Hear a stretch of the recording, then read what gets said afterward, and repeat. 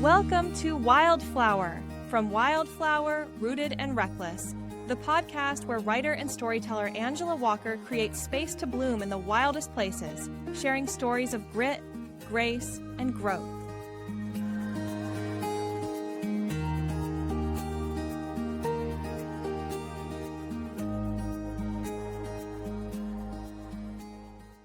Welcome to episode 4 of Wildflower. From Wildflower, Rooted and Reckless podcast, I am Angela Walker. We left off last week with a journey kind of just beginning when we thought that it was coming to a fairy tale ending. So just a quick recap, Cody was born on Christmas Eve with a minor physical defect called gastroschisis. Not that gastroschisis is minor, just that Cody's case was minor.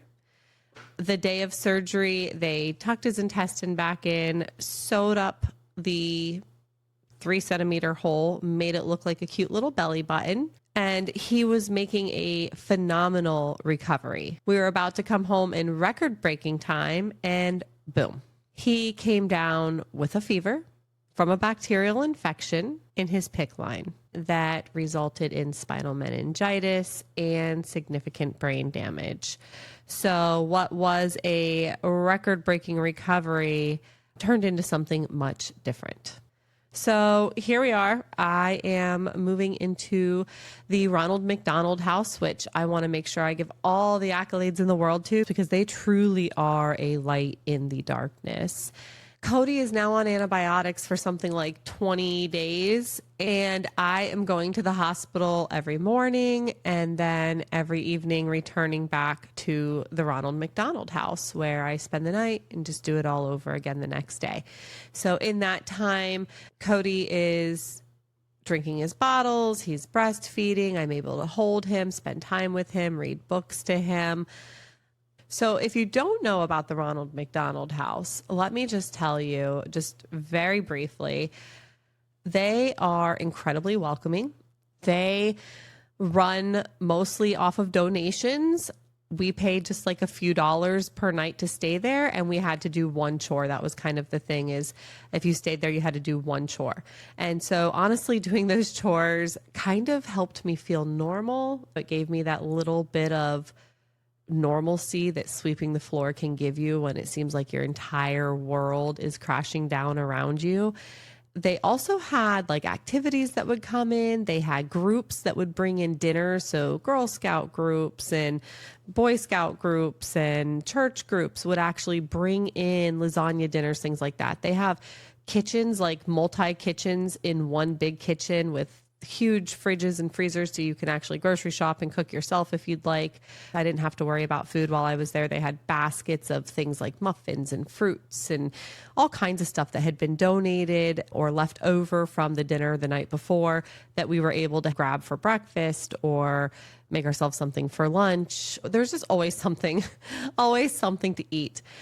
I met some really incredible people there. I met some not so incredible people there too, but I met some really incredible people there that also had their life crashing down around them. And so we were able to connect in that way.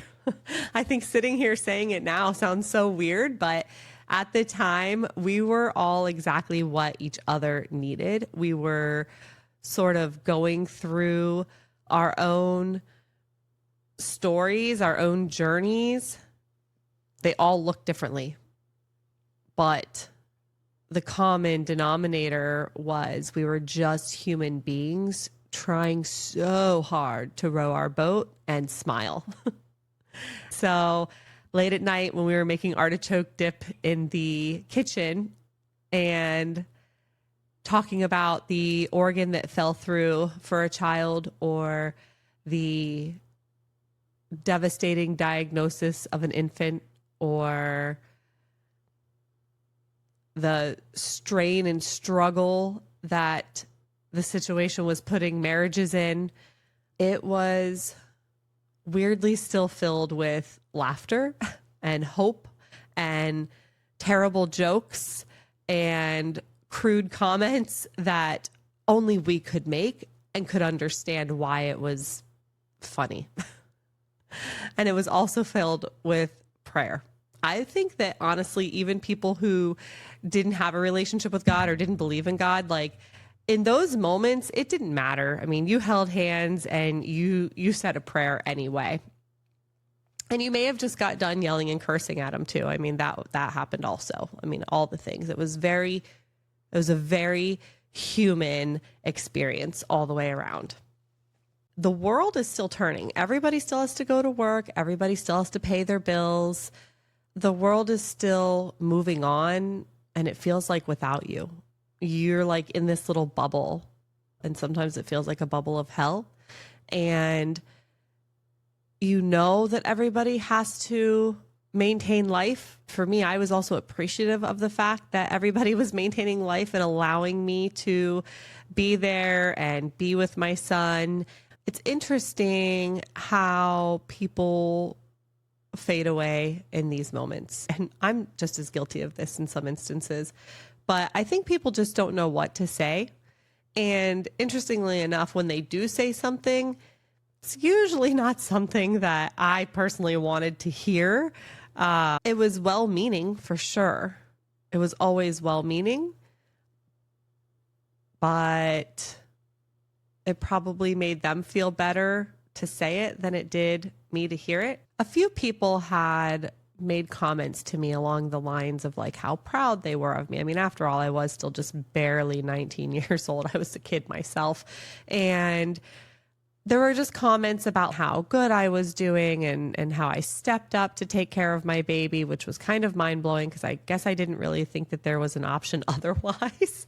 But one of the things that struck me is a comment of, thankfully, I didn't turn to drugs, which was so out of my element, like completely off my radar, not even fathomable. I mean, at that time in my life, a drug was a drug was a drug. I didn't even know like there was differentiations of them. I mean, really, other than like what Dare had maybe taught me, but it was not at all on my radar. So I don't know why I'm telling this story. Maybe it won't even end up in the final cut, but it makes me laugh.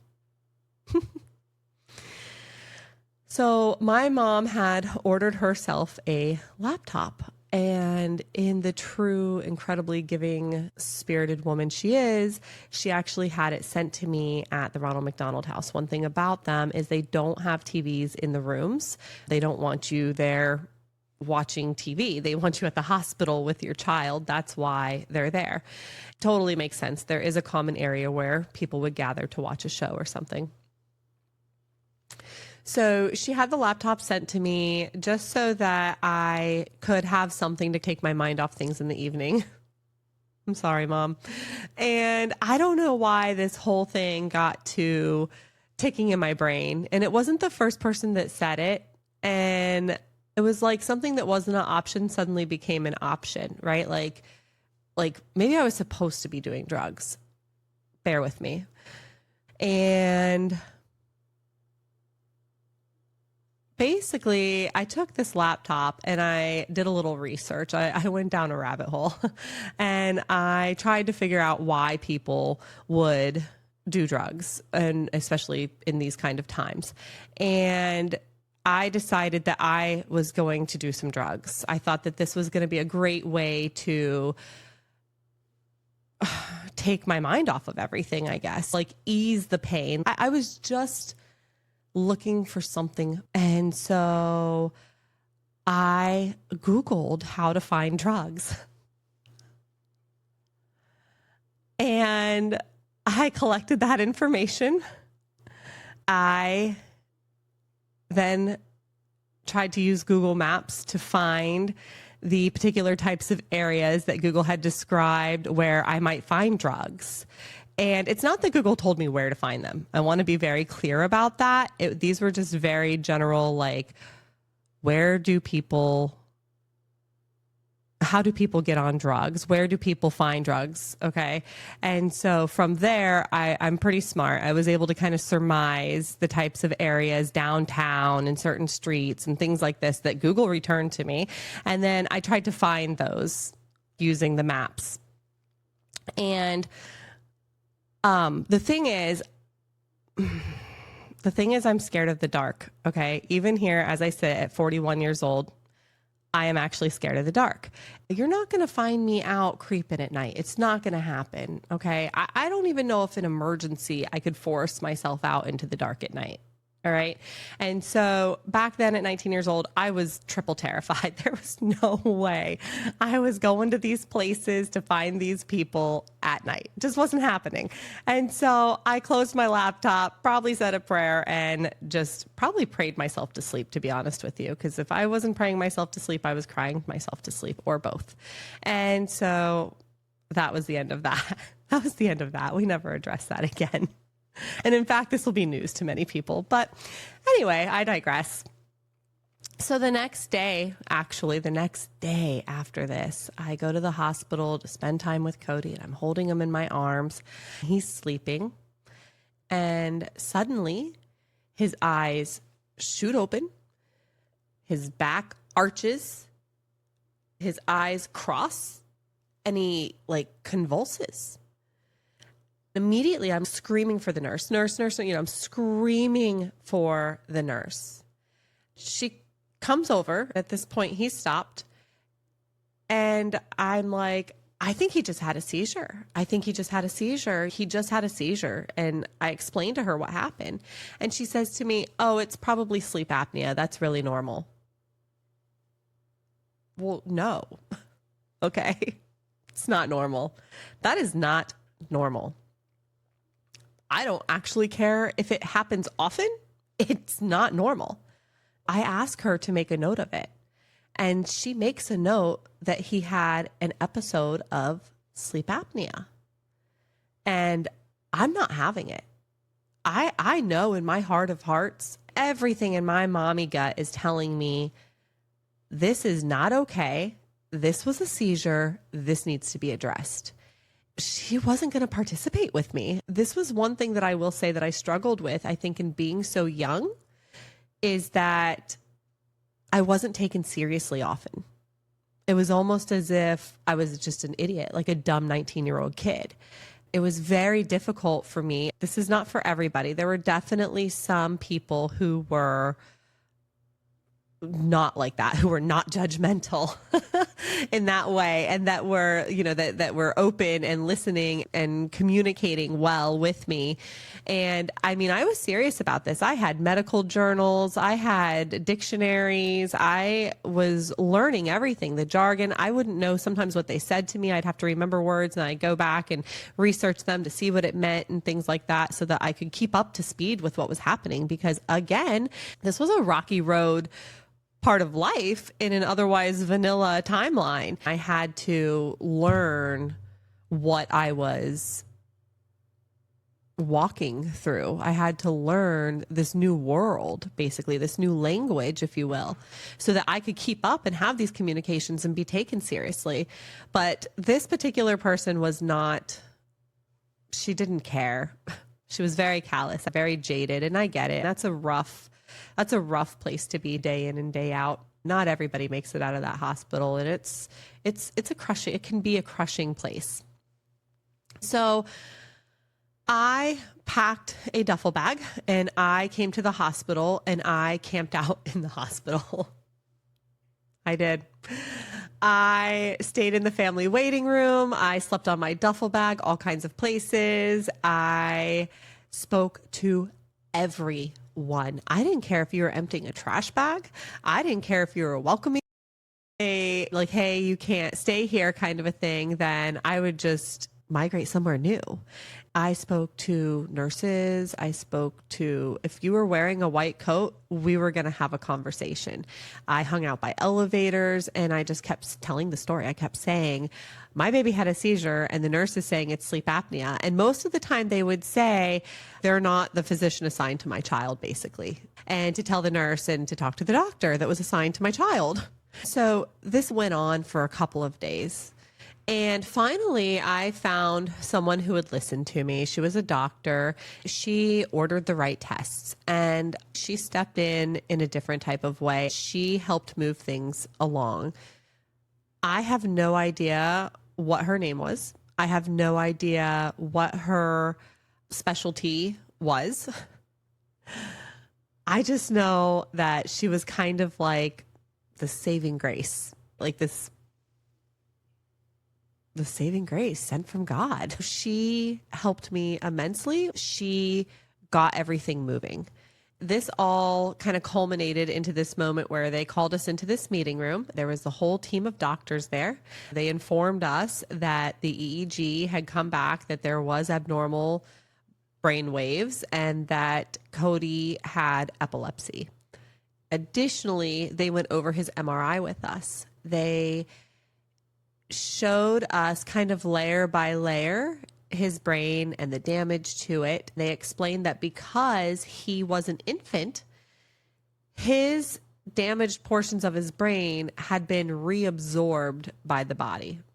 Essentially, he had holes in his brain where brain matter should have and had been. They told us that if he makes it out of the hospital, he would be in a permanent vegetative state, that we would be lucky to see him smile.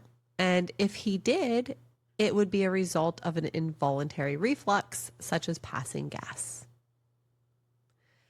And I was numb. I was numb. I was totally broken inside. I was angry. I was so angry. But I was blank. I don't remember saying very much. I don't remember asking very many questions. I just pretty much said thank you. We got up. We went back to Cody's bedside, and I think just tried to process. It was hard to accept. It was really hard to accept because Cody was still doing remarkably well. In light of everything, he was still doing remarkably well. So there was this element of gratefulness, but also this undertone of mourning, because in some ways, the son that I birthed on Christmas Eve was gone. But I was still holding my baby. And Cody was breastfeeding. He was taking a bottle. He would drink by bottle his required amount of breast milk.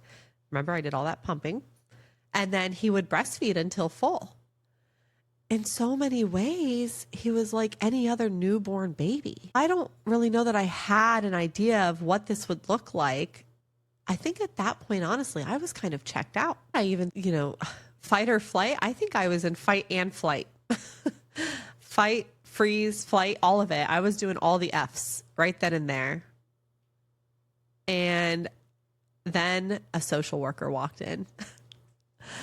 So somebody had reported to the social worker that I had a inappropriate or lack of emotion or reaction to devastating news. And so they, I guess, were concerned that I didn't care or that I didn't understand the magnitude of the situation, which in retrospect, 20 something years later, I can say that that's true. I did not understand the magnitude of the situation.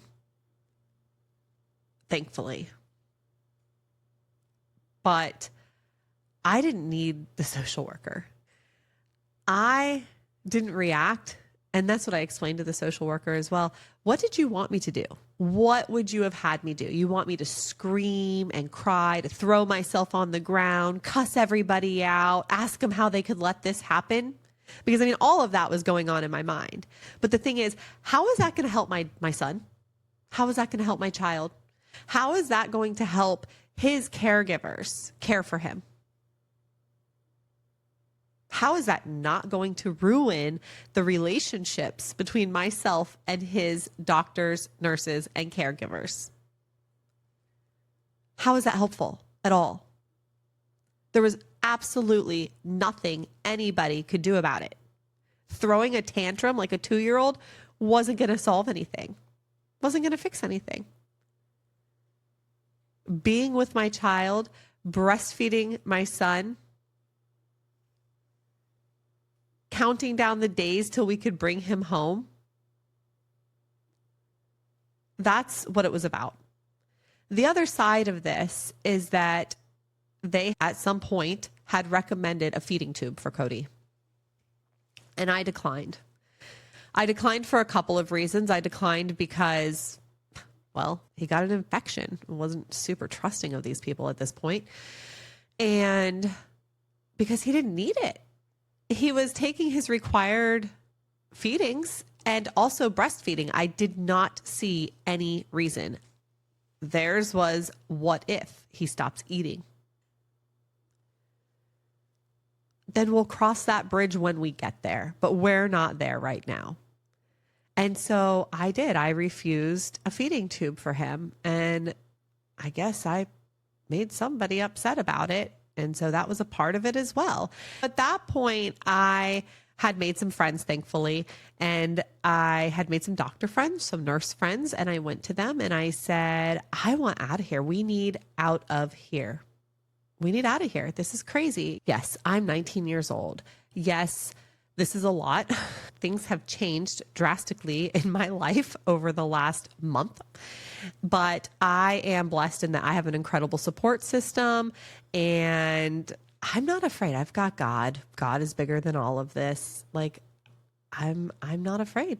Cody had checked all of his boxes. He was doing all of the things. He was stable. He was eating. He had finished out his antibiotics. His blood tests were coming back good. His medications were figured out. His appointments were set. Everything was squared away. And, you know, the bottom line for me was they had not kept him safe. They had not kept him safe. And it was my turn to take him home and to keep him safe. So at 19 years old, on January 26th, which was ironically his due date, we brought Cody home to start our life.